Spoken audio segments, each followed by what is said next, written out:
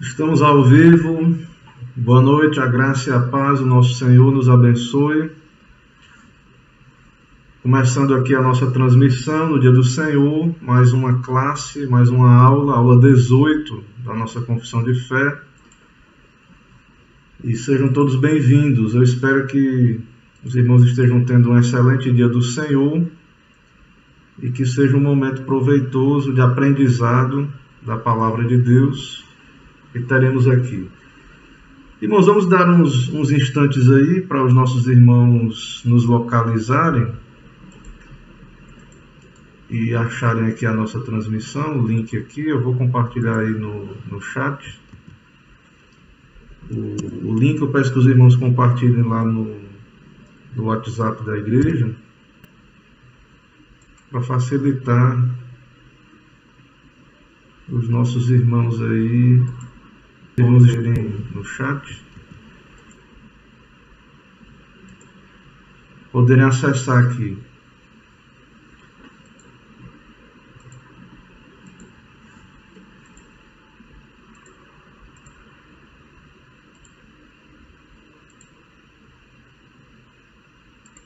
Eu quero dar as boas-vindas aos nossos irmãos já presentes aí, nossa irmã Mônica.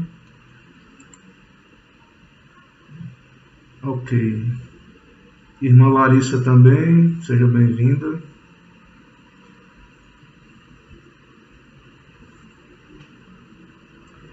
Meus irmãos, essa manhã do dia do Senhor, nós estivemos cultuando, na igreja, prestando culto ao Senhor. Deus tem abençoado, nós temos contado com uma boa participação dos irmãos, visitantes e graças a Deus, porque o trabalho tem caminhado, Também entendemos alguns irmãos que não podem estar conosco, questão de grupo de risco, de segurança.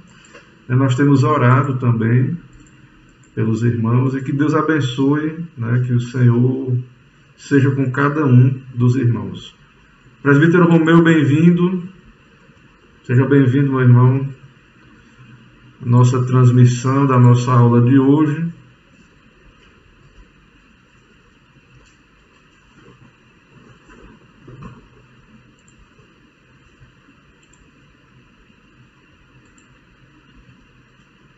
Não tinha ainda aparecido no vídeo aí, estava desconfigurado, agora apareceu, ok. Irmãos, vocês estão me ouvindo bem, Agora apareceu a imagem, eu não estava configurado, mas agora eu creio que apareceu a imagem,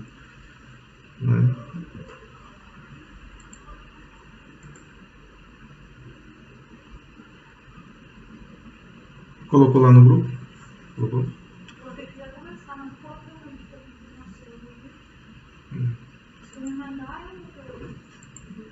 Não tem como te mandar, não. Como é que eu vou te mandar? Vou anotar aqui. Ok, irmãos. Vamos começar, nossa classe. Peço que os irmãos que têm acesso aí ao Facebook, ao WhatsApp, pelo celular, possam compartilhar nosso link aí, nos ajudar. Eu não estou com celular, então não tenho como enviar, ficar enviando esse material. Não estou com o WhatsApp aqui aberto. Bem-vindo aí, meu irmão Fernando Antônio da Costa, Deus abençoe. Também nosso irmão presbiteriano aí, nosso irmão Fernando. Irmãos, vamos orar, Vai chegando aí perto dos 5 minutos aí do nosso início, Já são 6h35. Então vamos orar ao Senhor nesse momento. Senhor, nosso Deus e Pai, muito obrigado por mais um dia teu, dia do Senhor. O Senhor é bom, tua misericórdia dura para sempre sobre toda a terra, especialmente sobre os teus eleitos, sobre a tua igreja. Te louvamos, ó Deus, por esse dia separado para ti, pelo culto, pelo teu Espírito, a tua palavra entre nós, e agora também poder aprender mais de ti, na tua palavra, também explorar a nossa doutrina bíblica, a nossa confissão de fé. Abençoa, Pai, cada irmão, abençoa o teu povo. Ó Deus, que seja um momento abençoado, que possamos realmente entender o teu propósito, ó Pai, para as nossas vidas. Dá-nos graça, ó Pai. Nos abençoa, fala conosco, é no nome de Jesus que oramos gratos a Ti. Amém. Meus irmãos, nós estamos estudando a Confissão de Fé de Westminster e então nós vamos prosseguir aqui na nossa classe. Né? Os irmãos fiquem à vontade aí para enviar suas perguntas. Eu vou expor o assunto. Nós estamos no capítulo 4 da Confissão, que trata da criação, da doutrina da criação. Nós já vimos a criação das coisas invisíveis, que são os anjos, né? E os demônios não são criação original, eles são os anjos que caíram. Nós já tratamos também da questão dos demônios, dos anjos caídos. E hoje nós vamos tratar da criação do mundo visível, aula 18, como os irmãos estão vendo aí. Então é a mesma seção da Confissão de Fé, o mesmo capítulo, só que a gente tratou da criação invisível e hoje da criação visível. O livro que estamos usando, o material, é do pastor Paulo Anglada, esse livro que eu já citei, mas dando os créditos aí da nossa aula, do conteúdo, né, pastor Paulo Anglada, uma pesquisa muito boa, os irmãos vão ver, não tem tudo do livro aí, aqui na aula, não vai ter tudo do livro, mas ele, no capítulo lá no final, tem uma bibliografia. Tudo isso aqui, irmãos, que nós vamos transmitir, é fruto de pesquisa séria, certo?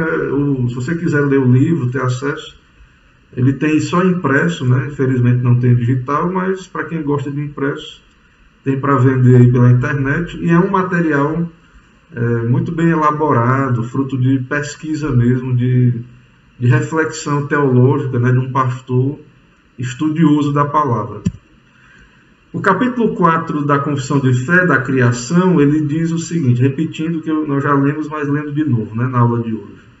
Ao princípio, aprove a Deus o Pai, o Filho e o Espírito Santo, para a manifestação da glória do seu eterno poder, sabedoria e bondade, criar ou fazer do nada, no espaço de 6 dias, e tudo muito bom, o mundo e tudo que nele há, visíveis ou invisíveis.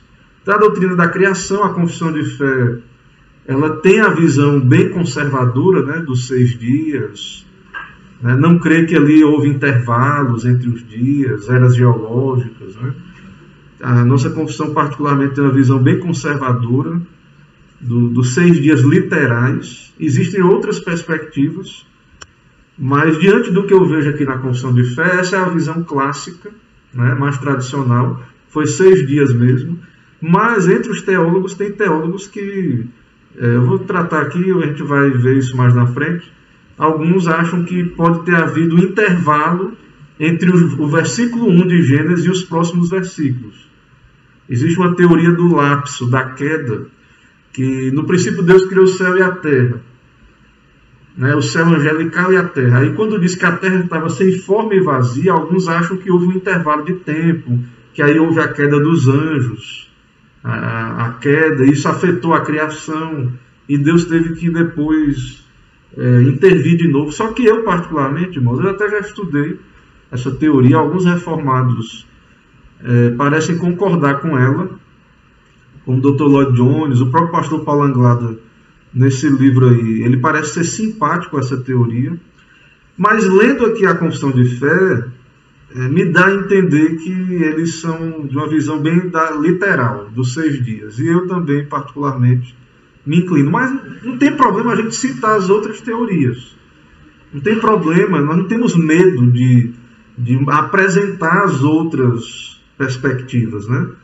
Então nós vamos falar daqui nessa aula, a teoria da evolução, né, darwinismo, questão de Lamarck, outras questões, e isso muitas vezes na sala de aula, como nós vamos ver, é colocado só de modo bem simples, uma teoria, parece que na verdade há ali uma doutrinação, né, muitas vezes, porque há um medo de falar das outras. né? E nós não temos medo, preocupação com isso. E vamos falar aqui tanto de uma quanto da outra, certo? Das várias teorias. Claro que aqui é uma aula bíblica, né? Nós vamos falar da Bíblia também e do criacionismo. Hebreus 1:2, esses textos nós já lemos também, mas vamos ler novamente, que embasam a isso. Não são todos os textos que embasam esse capítulo, mas eu escolhi 3. Hebreus 1:2 diz: nesses últimos dias nos falou pelo Filho, a quem constituiu o herdeiro de todas as coisas, pelo qual também fez o universo.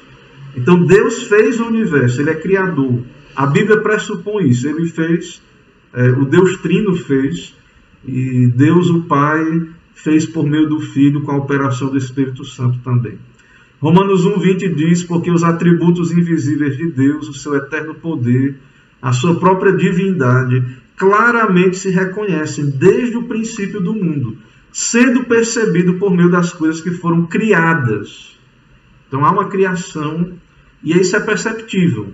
Os atributos do Criador, a ordem da criação, a beleza, né, a estrutura, as leis da natureza, tudo isso aponta que há um Criador, né, o código genético, a criação, tudo isso nos apresenta uma mente inteligente, né, por trás, um Criador, os atributos invisíveis de Deus, o seu eterno poder, a divindade, se reconhecem, podem ser percebidos por meio da criação.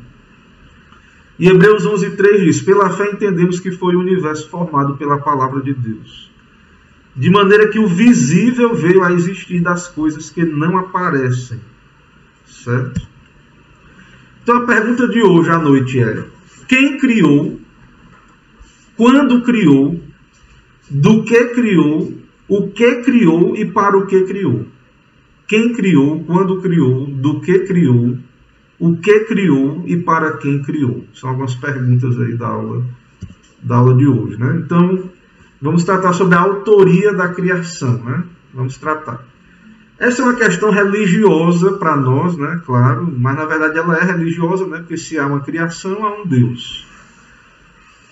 E essa questão da criação tem atraído a atenção dos filósofos e cientistas no decorrer dos séculos, e muitas respostas têm sido oferecidas, né? O Anglada fala aí, ó, né? Esse material aí é do pastor Paulo Anglada, esses comentários aí. Então, se você não for como René Descartes, né, que duvida da existência da própria criação, porque tem gente que acha que isso aqui é tudo um sonho, né?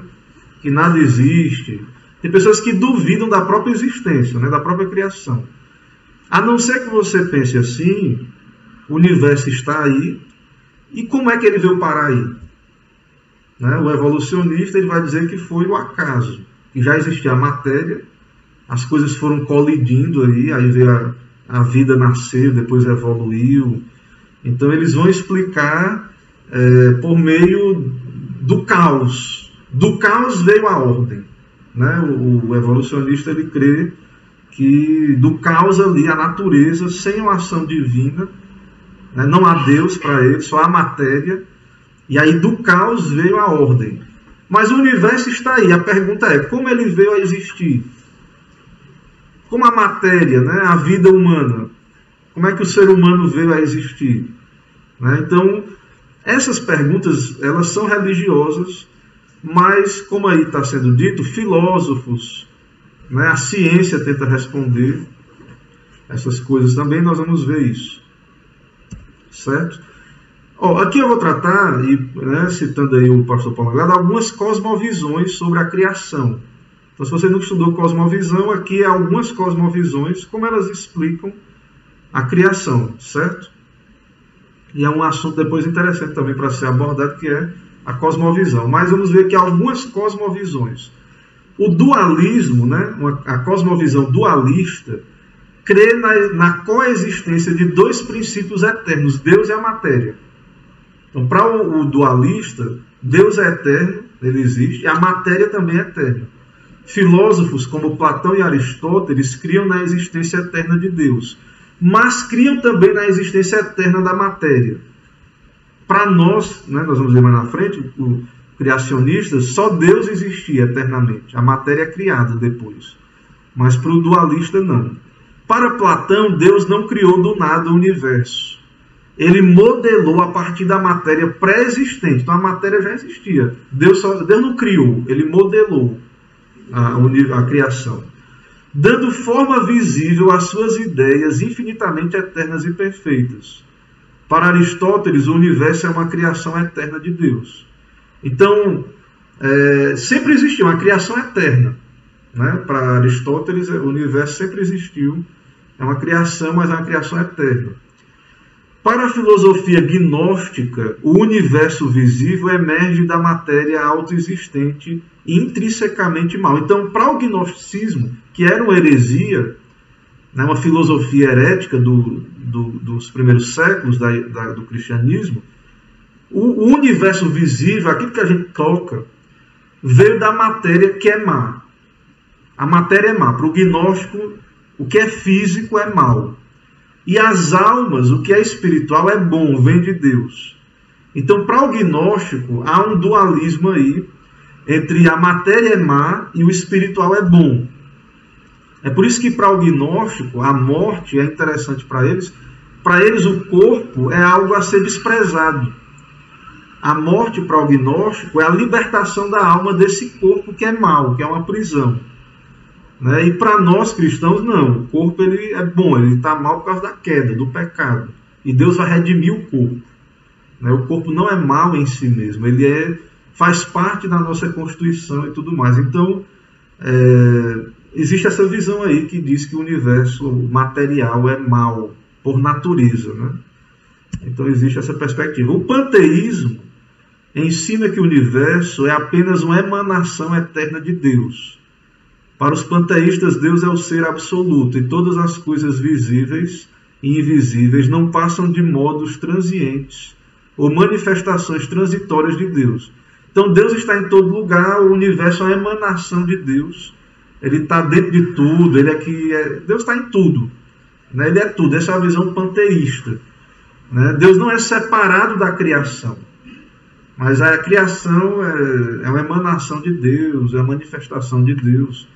Então Deus está em você, está em todo lugar, está num pedaço de pau, de pedra. Deus é onipresente, né? Mas ele não se confunde com essas coisas. Deus ele não se confunde. Essas coisas são criaturas, são criadas. Ele está em todo lugar, mas ele não é essas coisas. Ele sustenta estas coisas, né, pela palavra do seu poder, mas ele é separado, há um sentido em que ele é separado da sua criação. O materialismo explica a existência do universo apenas pela existência eterna da matéria. O materialismo não crê em Deus, em alma e espírito. O evolucionismo ele vai se encaixar dentro dessa visão. O materialismo explica o universo, apenas existia a matéria. No princípio era a matéria, e a matéria era Deus. E tudo veio da matéria, do caos, da matéria entregue a ela mesma. Os materialistas não veem necessidade de um Deus criador para explicar a existência do universo.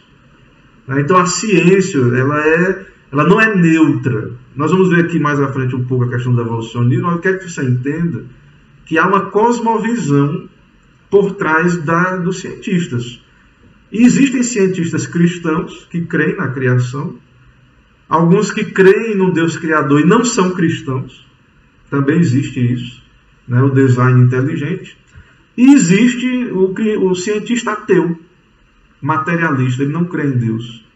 Ele crê que ele tem uma fé religiosa, né, embora ele não admita, uma fé ali na ciência, no materialismo, e aí eles vão dizer que não precisa de um Deus para isso aqui ser o que é, a ordem, a beleza, né, a estrutura. A vida, irmãos, ela tem condições muito específicas para acontecer. O sol, né, todo dia ali, o oxigênio, tem uma série de fatores que, se não existissem, não era possível a vida. E essas pessoas atribuem, né, os materialistas, isso não a Deus, mas ao acaso. Então, a grande maioria dos que creem na evolução crê que a matéria tem capacidade de evoluir de uma forma primitiva para formas mais desenvolvidas de vida, por seleção natural ou por mutações genéticas, sendo o homem o ápice da evolução. Então, nessa perspectiva, né, creio ali que proteínas lá no caldo que existiu lá nos primórdios, né, um caldo lá que foi se misturando e aí girou um coacervado, depois uma bactéria, alguma coisa assim. E isso sem intervenção nenhuma inteligente, certo? E hoje o pessoal tenta reproduzir isso e não consegue. Criaram uma máquina da vida aí que já é contra a evolução, né? Porque o homem inteligente criou uma máquina para tentar criar um bicho desse aí, uma bactéria dessa aí. E o que tem sido provado é que o homem não consegue criar vida nenhuma. O homem não conseguiu ainda provar que é possível criar vida. Não foi provado isso ainda. Que você pode ali, né, criar com uma mente inteligente operando as máquinas. Quanto mais o caos, quanto mais o acaso. Então, para nós, né, é uma posição estranha, mas essa é a posição, certo? Que do nada ali a matéria, a vida veio de uma explosão, né, do Big Bang. Depois, não sei como, né, o universo, né, o Big Bang explodiu, aí se espalhou as galáxias, né, os universos ali, surgiu um planeta especial, do nada surgiu o planeta Terra, com oxigênio, com condições de ter vida. Não era como é hoje a Terra, né, milhões de anos atrás, mas aí funcionou e foi evoluindo e chegou onde está hoje, né?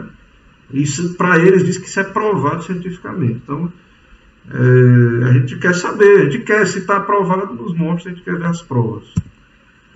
O teísmo, que é uma cosmovisão também, representa a resposta bíblica para a existência do universo. Para nós, o universo é obra das mãos de Deus, o qual criou do nada a matéria e lhe deu forma e vida, de acordo com o relato do livro de Gênesis. Então, para nós tem a ver com religião, né, também, com revelação. Então, nós não temos resposta científica, não temos evidências ali, né, a princípio, mas nós partimos da revelação. Então, é religioso mesmo para nós, para o criacionista, né, para o teísta, é uma questão religiosa.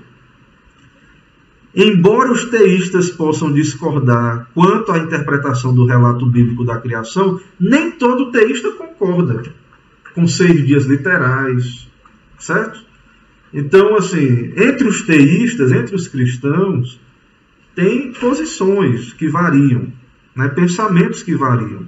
Então, mesmo que nem todos concordem como é que deve ser interpretado o Gênesis, lá, todos atribuem ao Deus Criador revelado nas Escrituras a inteligência manifesta na obra criada. Ainda que haja disputa de como é que foi, como é que interpreta, mas todos creem que Deus estava ali, operando, que a inteligência de Deus estava ali por trás do processo criativo, né, criador. Certo? Antes de entrar nesse ponto aqui, teologia e ciência, eu quero ver como é que está aqui a transmissão e ver se tem alguma pergunta aí dos irmãos. Vamos ver aí. Boa noite aí, irmãos. Irmão Marcos, irmã Zuleide, irmã Josi, boa noite, graças a paz, irmã Carla. Clebson, bem-vindo. Irmã Erlaine, graça e paz. Irmã Luísa, graça e paz. Então, nada de perguntas ainda. Vamos seguindo. Bem-vindos aí, irmãos. Vamos seguindo aí a nossa exposição. Teologia e ciência, né? Vamos ver. Do ponto de vista bíblico, ambas estudam a revelação divina. A teologia estuda a revelação especial, as Escrituras. A ciência estuda a revelação natural, a criação. Visto que tanto as Escrituras como a criação são obras de Deus, não pode haver incoerência entre elas. Então, irmãos, de modo ideal, certo? A Bíblia e a criação são livros de Deus. A Bíblia é a revelação especial na história, né? História do povo de Deus. E a criação é de Deus, ela é a criação de Deus, nós cremos nisso. Então, no mundo ideal, de conhecimento ideal, Bíblia, religião e ciência não se opõem. Mas nós somos seres limitados, caídos. Nosso conhecimento é limitado, certo? E nós temos que ter humildade, né, para poder reconhecer isso. Então, ambas, né, tanto a Bíblia quanto a criação, proclamam o poder, a sabedoria e a glória de Deus. Então, qualquer inconsistência entre o que a Bíblia diz e o que a ciência encontra, certo? O erro vai estar em quem? Nós temos que ter humildade para dizer, não, pode ser que a gente esteja errado. A ciência tem que dizer, não, pode ser que a gente errou. A teologia, nós que estudamos a Bíblia, podemos estar errados. Então, nós temos que ter essa humildade, certo? Então, nem toda interpretação bíblica é correta. A interpretação, ela tem uma história, né? A interpretação, ela pode mudar, variar. A Bíblia é a mesma, mas a interpretação pode sofrer algum processo de transformação. Mas a ciência também tem que reconhecer isso, que ela pode errar na sua interpretação dos fenômenos da natureza, nas suas formulações científicas, certo? Então, a história da ciência e a história da teologia mostra que a ciência não é inerrante, nem a teologia. Agora, a Bíblia para nós é inerrante. A Bíblia é inerrante. Nós cremos que a Bíblia é a palavra de Deus. Mas a ciência e a teologia, ambas são... a gente pode errar, porque é gente fazendo. É gente que está fazendo ciência. O cientista, quando ele veste aquela roupa de cientista, aquela roupinha branca, ele não deixa de ser pecador não, irmão.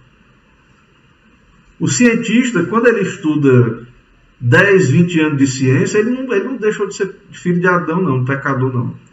O teólogo também, o pastor também, ele é pecador, ele pode errar. Só a Bíblia, né, para nós é inerrante, é infalível. Mas nós cremos que essa dicotomia, né, essa briga não é necessariamente no mundo ideal, não vai existir. Então há um momento que vai haver uma reconciliação total, né, entre a fé e a ciência. Especialmente, né, claro, quando tivermos o conhecimento perfeito. Então eu creio que só vai ser perfeito quando Cristo voltar. Mas enquanto isso nós temos que reconhecer, né, ter humildade, reconhecer essas questões. Então, questões científicas. Apesar da revelação bíblica e da criação terem o mesmo autor divino, cientistas modernos têm contestado a revelação bíblica sobre a criação do universo, da terra e do homem. Então, na história humana, o criacionismo sempre foi a maioria, o criacionismo. Certo? Se você olhar a história da humanidade, sempre a resposta para por que estamos aqui, o mundo, como é que veio de onde, sempre era o criacionismo, o teísmo. Deus criou. Tem um Deus criador. Mas, a partir do século XIX, o criacionismo bíblico tem sido substituído pela teoria da evolução, a qual tem sido ensinada nas escolas como fato científico. Então, o evolucionismo ele é ensinado como um fato científico. E o que é que nós temos a dizer? Será que a gente tem que, como cristãos, crentes na Bíblia, pedir perdão? Né? Não. A partir do século XIX, a ciência surgiu, a gente teve errado, isso sempre foi errado, o mundo todo errou, né? E agora a gente sabe que a gente é evolução, a gente veio da evolução, e pronto, e resolve o problema com isso, fazendo isso. Meus irmãos, nós temos uma revelação bíblica, né? E cremos nas Escrituras. Mas para o mundo hoje, cada vez mais as pessoas têm fé na ciência. Os jovens, muitos deles, vão dizer o seguinte para você: não, eu tenho fé na ciência. É como eu falei hoje na manhã na pregação: religião é prisão mental, é escravidão, é preconceito. Então, Paulo Anglado ele diz aí, né? Para essas pessoas, né, será que não estamos nos apegando cega e desesperadamente a uma cosmologia antiga, um mito ultrapassado por fatos científicos?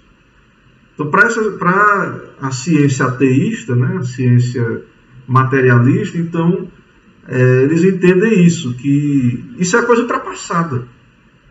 Isso é coisa vencida. A evolução é um fato.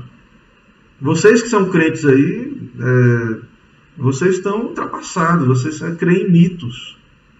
A gente é que tem o conhecimento. Há uma fé na ciência. E aí a fé na ciência, ela diz o quê? Que a ciência vai evoluir. Para nós que cremos na Bíblia, o problema é o pecado.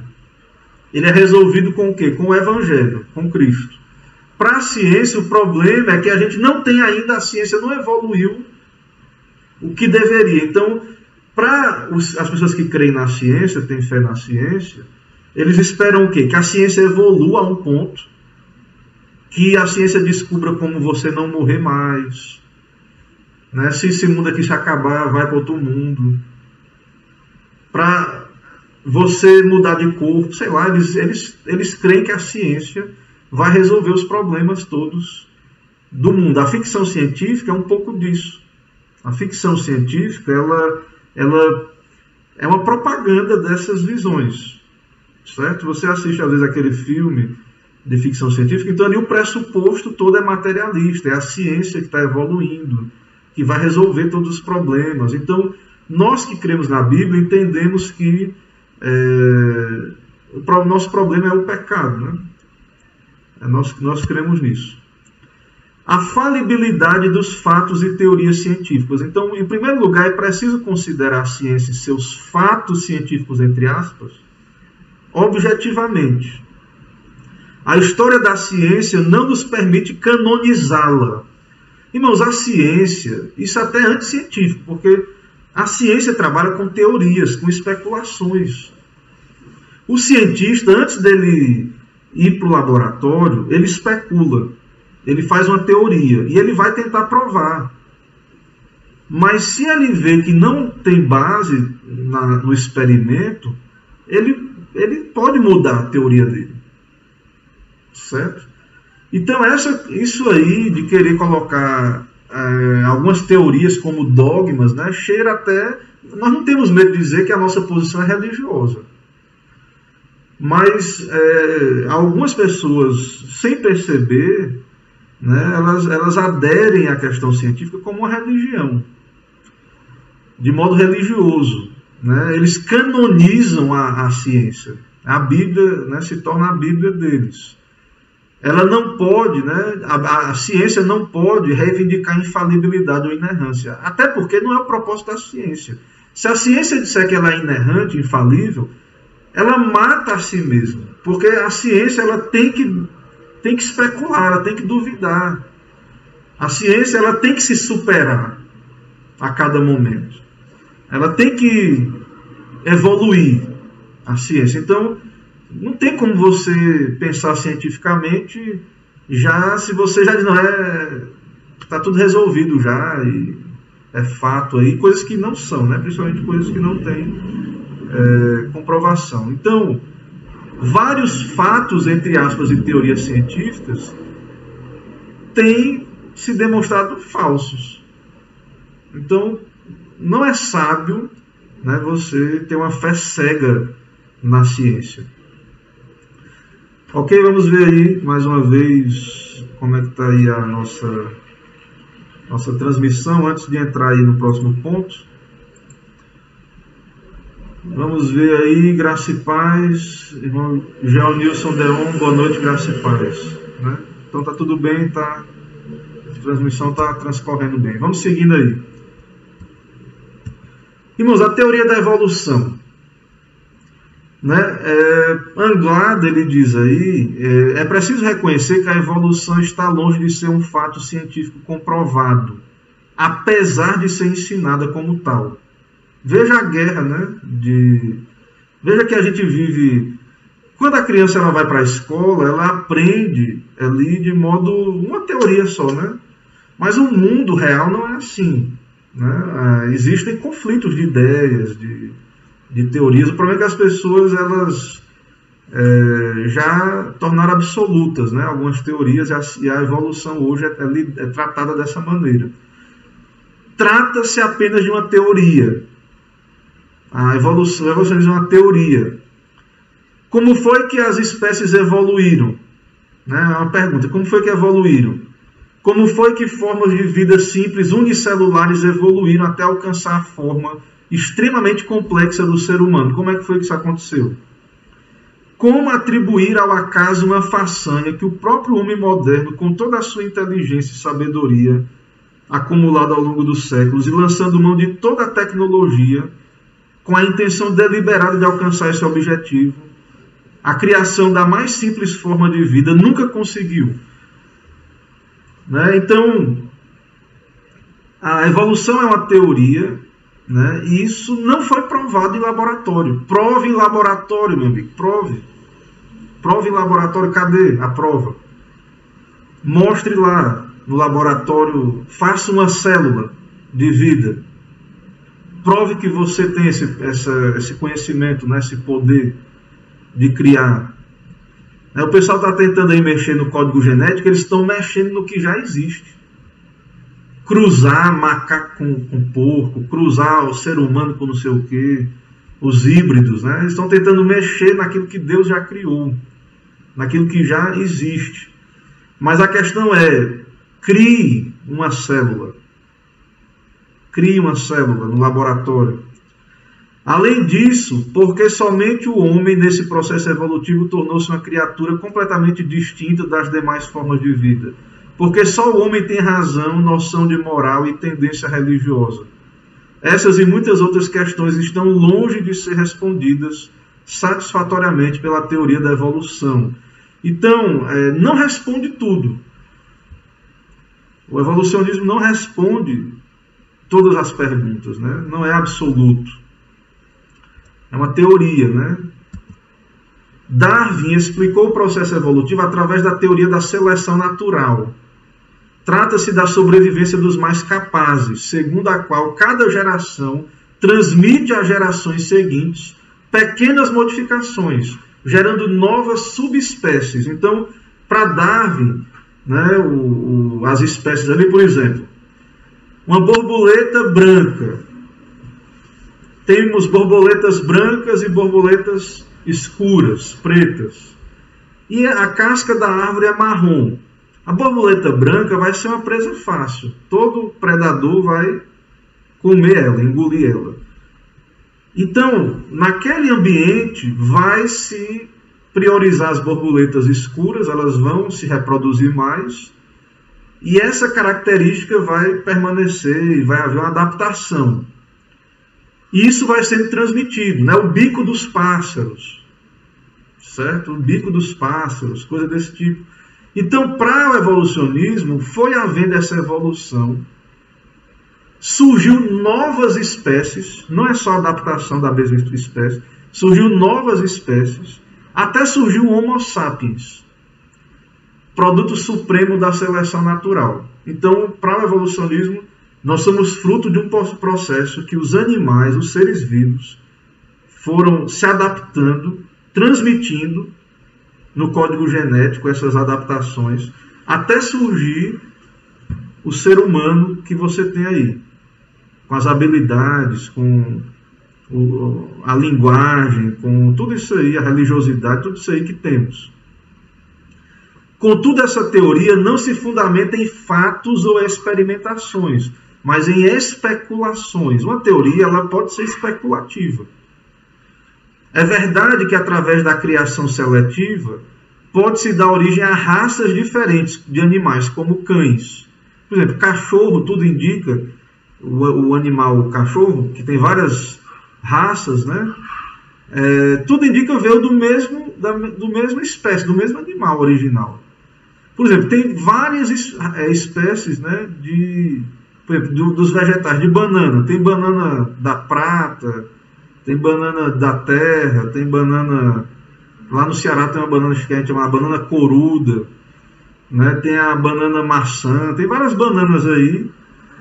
Tudo indica, pode sim ser uma variação, né, ali da mesma planta. Mas, irmãos, jamais se criou uma espécie nova. Um animal, uma espécie dá origem a outra espécie. Nunca se encontrou o elo entre essas espécies. Se o anfíbio veio do peixe, o peixe estava lá dentro d'água nadando, né? Tudo veio da água. Na teoria da evolução, tudo veio primeiro da água. Então, evoluiu os bichos, aí tinha um peixe lá nadando lá. Daqui a pouco ele começou a andar na terra e virou um sapo, um anfíbio. Cadê esse animal que é o hélio? Dizem, né, que o ser humano, o Homo sapiens, tem o homem de Neandertal, o homem não sei das quantas, o homem que tinha a cabeça lá, o homem das cavernas. Cadê? Eles pegam umas ossadas aí, mas não é consistente essas provas. Certo? É fraca a evidência. Mas tem que ter esse animal que não era nem macaco nem homem. Para você provar a evolução, você tem que ter essa espécie que estava no meio do caminho. Ele não era macaco e não era homem ainda. O pessoal diz que tem, né? Eles vão dizer que tem isso aí. Mas é fraca a evidência. Existe uma barreira natural, além da qual nem mesmo a seleção inteligente pode ultrapassar. Outra hipótese ultrapassada, concebida por Jean-Baptiste Lamarck, outro teórico aí, né? Apela para a teoria da herança do uso, segundo a qual os descendentes herdariam as características adquiridas por meio de esforços especiais desempenhados por seus ascendentes. Por exemplo, o caso da girafa. Por que a girafa tem um pescoção gigante, comprido? A teoria de Lamarck diz que as girafas não tinham um pescoção gigante, mas aí tinha que comer lá no topo da árvore. E aí as que conseguiam comer foram esticando os seus pescoços para poder comer lá no topo da árvore. E isso foi sendo transmitido até que só ficou girafa pescoçuda. Mas nesse mesmo ambiente que tem a girafa pescoçuda, tem vários outros animais que o pescoço é pequeno e está vivo lá, não morreu. Como explicar animais de pescoço pequeno, né, que animais de pescoço pequeno tenham sobrevivido no mesmo habitat das girafas? Né? Onde está uma girafa com pescoço médio? Cadê o fóssil? Cadê a evidência fóssil de uma girafa com pescoço pequeno? Né? Onde estão essas provas, essas evidências? Né?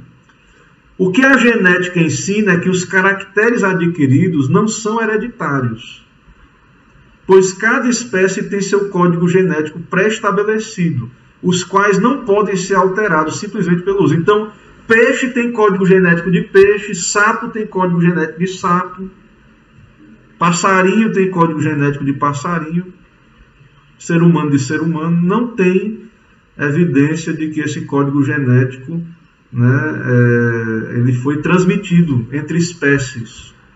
Não tem prova disso aí. Irmãos, aqui Anglada ele cita 3 cientistas, não são crentes, não são cristãos, 3 cientistas que, para você ver, porque parece que a evolução é uma unanimidade científica. Você vê que a educação, ela já fala como se fosse comprovado a evolução, não é uma teoria, é fato. E eles não mostram o contraponto. Existem cientistas que não são cristãos que questionam a evolução também. Por que se apresenta só uma perspectiva? Então vamos ver 3 testemunhos aí de cientistas, né? Antes de entrar nos 3 citações, ele diz aí: não é sem razão, portanto, que nos meios científicos mais especializados cresce nas últimas décadas a decepção com a teoria da evolução. Você não vai ouvir isso nas escolas, né? Que tem, no meu próprio meio científico, tem cientistas que não são cristãos, mas que começam a ver que é fraca a teoria. Começa a ver que há debilidades, não há plena comprovação. Eis alguns exemplos extraídos dos escritos de alguns cientistas. Isso tem lá no livro, viu, as referências, é o que eu falei. Isso aqui é fruto de pesquisa, e você pode também empreender esse tipo de pesquisa. Agora, se você depender só de ouvir o que os outros estão dizendo, então não fique só com o que eu estou dizendo aqui, pesquise. Aí é a primeira citação. As causas fundamentais da evolução em grande escala, conforme tem ocorrido através de eras geológicas, na formação dos grandes grupos de animais e plantas, ainda não podem ser descritas ou explicadas. Então o cientista está dizendo, né, que depois de tanto tempo dessa teoria, já está aí, que as causas, né, como é que isso aconteceu no decorrer das eras geológicas, né? Como é que esses animais se formaram? Isso não pode ainda ser descrito ou explicado ainda pormenorizadamente, né? Outro cientista, Alton H. Clark, refere-se... Olha, agora ele vai falar dos elos, né? Dos elos da cadeia evolutiva aí. Ele refere-se à inteira falta de intermediários entre os principais grupos de animais. Se estivermos dispostos a aceitar os fatos, teríamos de crer que nunca existiram tais intermediários. A Bíblia diz que Deus criou cada espécie separada, tudo pronto. Você pesquisa a evidência fóssil e vê a mesma coisa que a Bíblia diz. O que a Bíblia diz? Que Deus criou cada espécie separada. Cada espécie. E todo mundo. Cada um no seu lugarzinho. O que a evolução diz? Não, todo mundo veio de uma só. Todo mundo veio do mesmo lugar, da mesma bactéria. Aí nós perguntamos, cadê a prova? Cadê os elos? Não tem nenhum. Não tem nenhum elo. Tá bom que não tenha de todos, mas não tem nenhum elo desses animais todos aí, das espécies todas. Você não acha um elo entre uma espécie e outra, numa variação. Um bicho que não era nem peixe, nem anfíbio. Um bicho que não era uma coisa nem outra, um elo nenhum. Então, um cientista está dizendo que não tem. Ou seja, o cara não é crente, o cara, não sei se é ateu, mas não é crente, não crê na Bíblia. Ele é um estudioso, ele vai no laboratório, ele pesquisa, ele estuda, ele vai atrás desse elo na cadeia evolutiva, ele não encontra. E o cara, ele era evolucionista, mas ele olha lá e não encontra. G.G. Simpson, outro cientista da área, concluiu que todas as 32 ordens de mamíferos apareceram subitamente na história da paleontologia. Você pega lá as camadas que eles dizem que são milhões de anos, as camadas lá que tem lá nas rochas, né? Tem aquelas rochas que você acha os fósseis, aí eles dizem que cada camada é milhões de anos.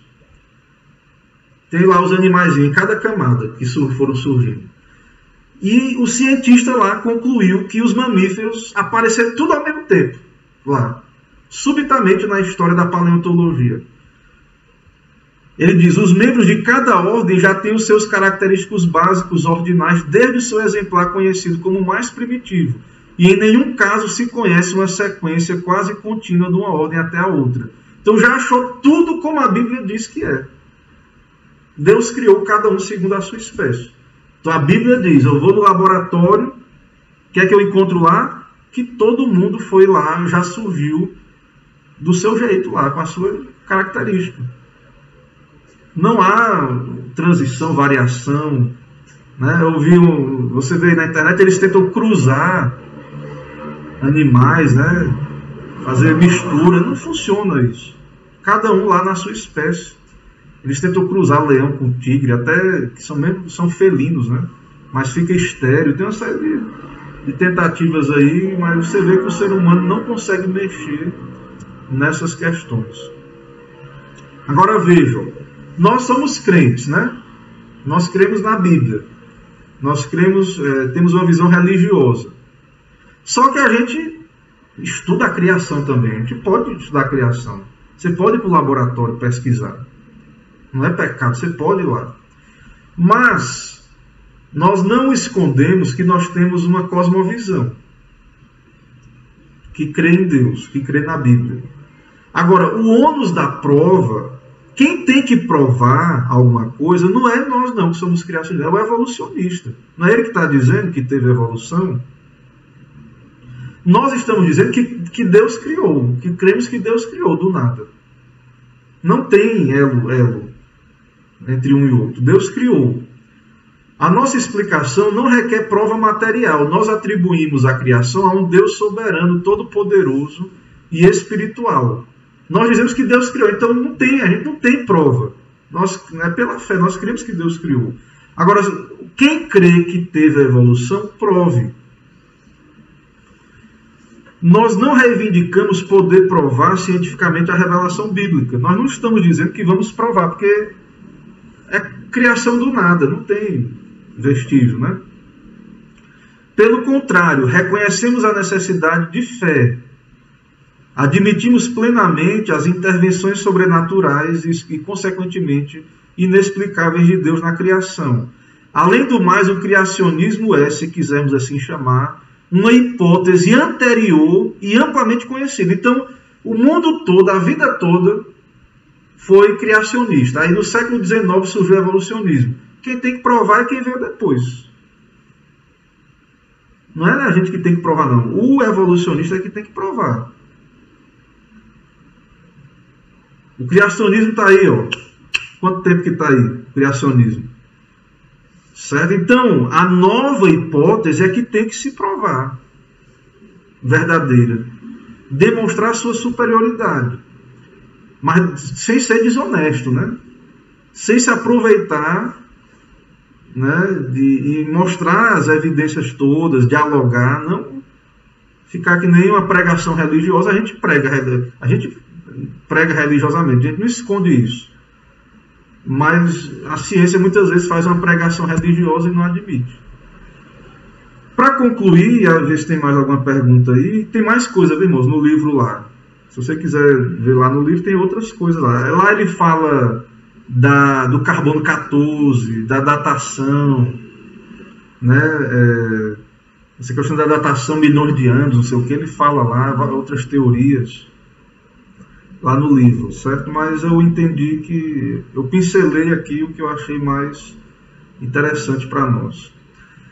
Então vamos para as conclusões. São 4 pontos de conclusão. Deve-se reconhecer, primeiro, deve-se reconhecer que nem as interpretações bíblicas, nem as descobertas e teorias científicas com relação à idade do universo, da Terra e do homem são definitivas. Então Anglada ele tem uma posição muito humilde, porque ele não é igual, eu creio que a confissão é 6 dias, mas Anglada no livro, se você for ler, você vai ver que ele crê que pode ter havido uma teoria do lapso entre Gênesis 1 e 2, e que pode ter havido milhões de anos ali. Não é que ele bate martelo, ele tem humildade de dizer que pode ser assim. Né? Eu sou mais literalista, eu creio que foi 6 dias mesmo. Mas ele é um pastor reformado e há outros como ele a respeito. Então ele vai dizer que a gente deve ter humildade com relação a essas questões, né? Tanto cientistas quanto pessoas religiosas. Há considerável incerteza científica e teológica acerca dessas questões. Faltam-nos informações, bem como uma melhor compreensão das informações que dispomos, tanto no livro da revelação especial, quanto no livro da revelação natural. Então, a posição de Anglada aí, né, uma conclusão que a gente pode aplicar, que eu acho interessante, embora eu não concorde em tudo com ele, no livro, né, e nas posições dele, mas respeito, mas eu acho interessante a posição da humildade, de ambos os lados, de caminhar mais uma milha, de investigar mais. Porque se você fecha assunto, se você bate martelo, né, isso não é uma posição sábia, nem para um lado nem para o outro. Então, é claro que a Bíblia, né, ela é a palavra de Deus, ela não passa, né, não passará. Céus e terra passarão, mas a palavra do Senhor não passará. Mas nosso entendimento dela pode ser mais esclarecido quando Cristo voltar, coisa do tipo. Então a gente fica aí com a humildade, né, de poder ter paciência também em algumas questões. O outro lado também deveria fazer isso. Em segundo lugar, muito mais do que vemos está incluído na obra da criação. Ela inclui coisas visíveis e invisíveis. É interessante observar que nas últimas décadas, os cientistas têm admitido que apenas uma pequena porção da massa do universo é visível. Estaria essa observação relacionada ao mundo invisível? Não sabemos.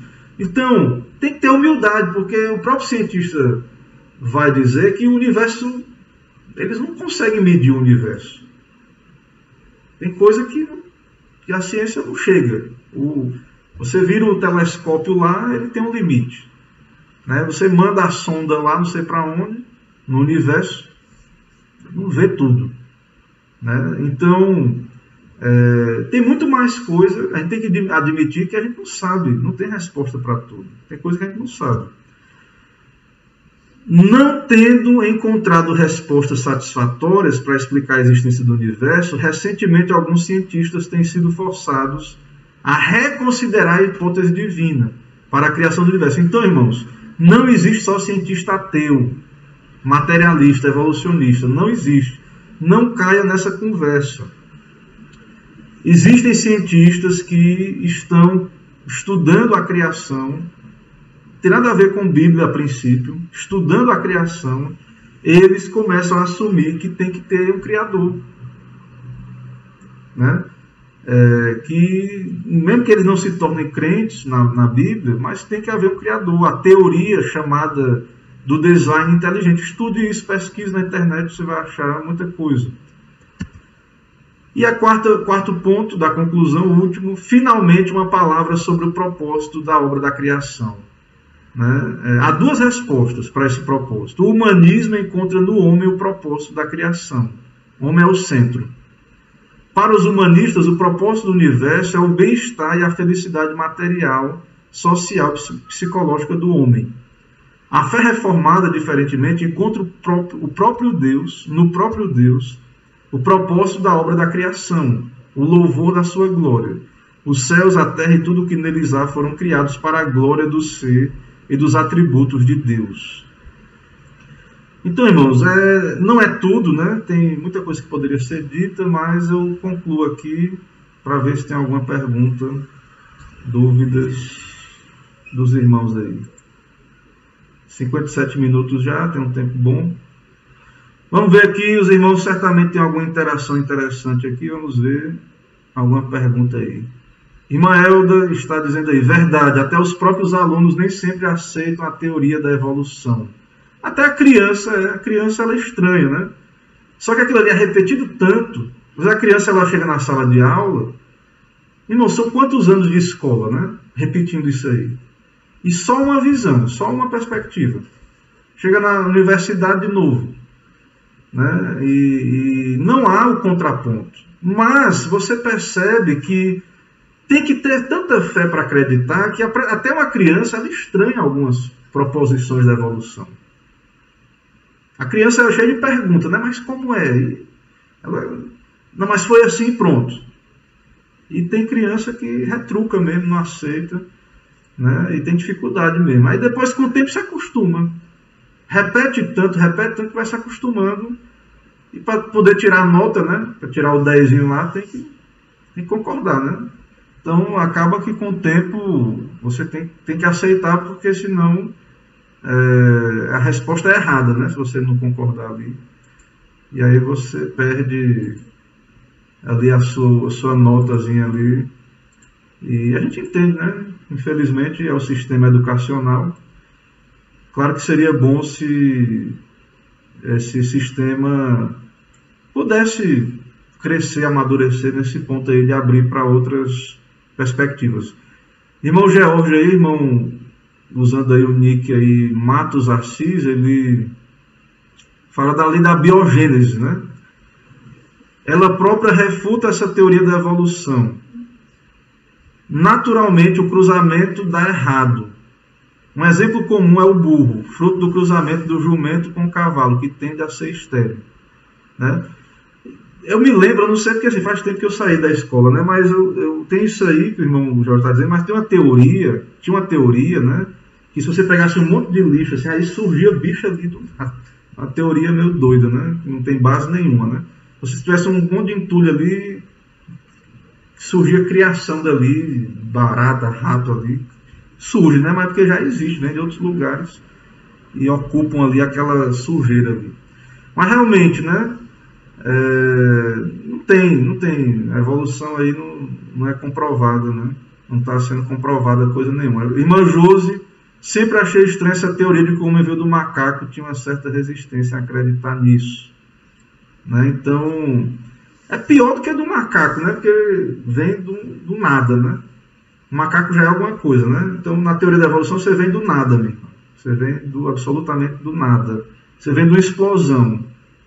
Uma explosão chegou até um ser inteligente, né? Que nem cada um de nós. A biogênese diz que o cachorro só dá cachorro, certo? Então, essa é a teoria. Gato só dá gato, macaco só pode gerar macaco. Que passado natural resulta em aberrações. É isso, né? Eu não lembro exatamente, mano. Vou ser sério, eu não lembro exatamente. De biogênese a biogênese, eu não lembro exatamente. Faz tempo que eu estudei isso aí. Eu não lembro exatamente como é, mas isso aí é fato, né? Não há mudança de espécies. Isso não está acontecendo. E isso é visto na natureza. Meus irmãos, não teve mais outras intervenções aí, nem perguntas. Existe um link aí, quem está nos acompanhando, eu coloquei um link aí, também está no nosso perfil da nossa página. Nos siga nas redes sociais, você que está nos ouvindo aí. Nós temos canal no YouTube, nós temos aqui uma página no Facebook, um perfil. Nós estamos via podcast no Spotify, Deezer e outras plataformas. Nós estamos aí. Você colocar no Google IPB Alagoinhas, você vai encontrar muito das nossas páginas, material, mas nós temos aí um link, né? O link aí com os nossos links, né? Então, se você perceber aí na transmissão, você vai encontrar um lugar aí com os nossos links. Então, Deus abençoe cada irmão, Deus dê uma semana de paz para todos. Né? Vamos ficar firmes aqui no nosso estudo da Confissão de Fé, né? Vamos prosseguir, né? E também nos nossos trabalhos aí presenciais, né? O culto público. Quinta-feira temos o estudo do culto, né? Quinta-feira, 18h30. Então, sigamos juntos aí. Deus abençoe, né? Encerra a transmissão e até uma próxima oportunidade.